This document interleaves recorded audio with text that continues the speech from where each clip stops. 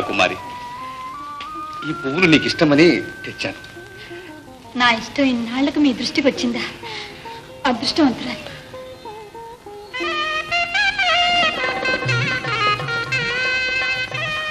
ఇలా ఎల్లప్పుడూ మీ పాదసేవ చేసే భాగ్యం లభిస్తే అంతే చాలు.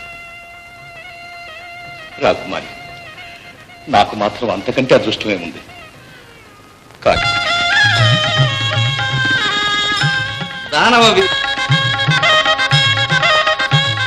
మీరిరువురు ఆదర్శ దంపతులుగానే గాక అసురజాతి ప్రతిష్టను కాపాడే అంగరక్షకులుగా వర్ధిల్లుదురుగా.